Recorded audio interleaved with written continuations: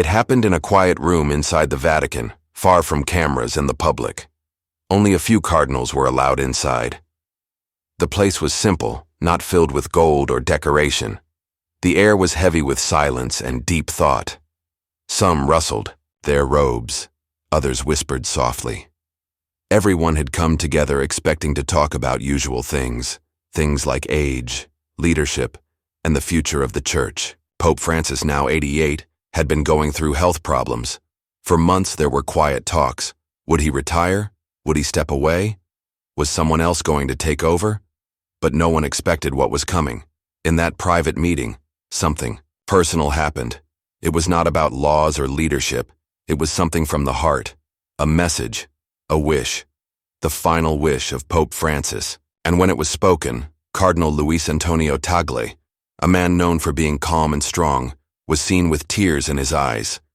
He lowered his head. He did not speak. His face said everything.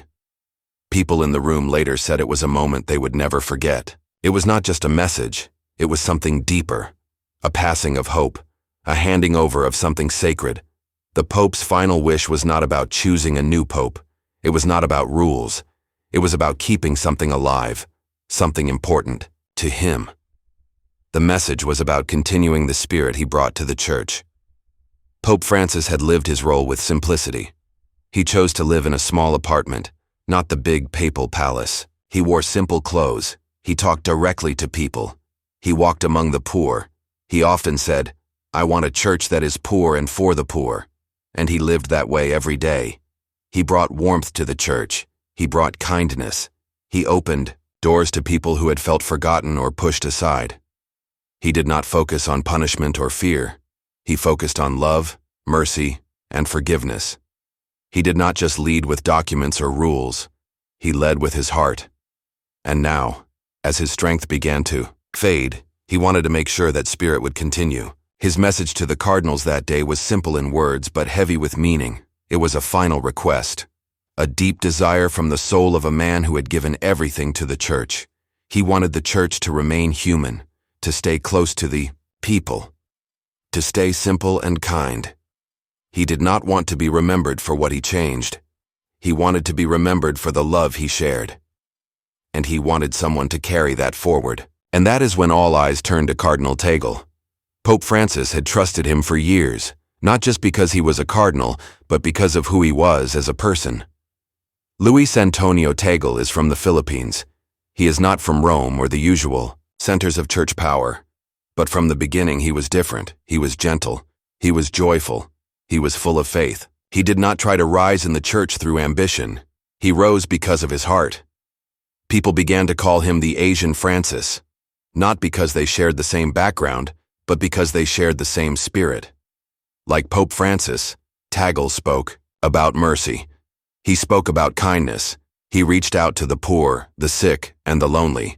He preached with warmth, not fear. And that is why the Pope saw something in him.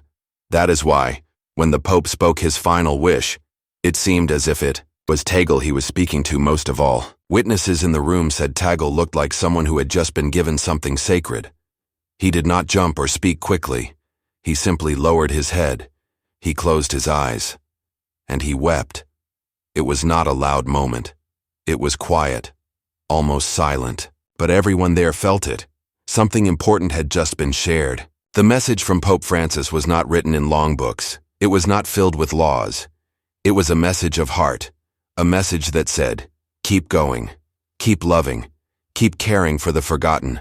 Do not let the Church forget where it comes from. Pope Francis never wanted to be a pope who ruled from a distance. From the start, he said he wanted to be close to the people. He had lived this dream for many years, traveling, visiting the poor, hugging the sick, washing the feet of prisoners. He broke many traditions, not to shock people, but to remind them what really matters. And now, in his final days, he wanted someone to carry that dream forward. He knew that time was moving, that health was changing, but the spirit must stay alive. He looked at the Church not just as a place of rules, but as a home, a place where all people could feel seen and loved. And now he wanted that home to stay warm, to stay welcoming. Tagle, many believe, understood this more than anyone. anyone.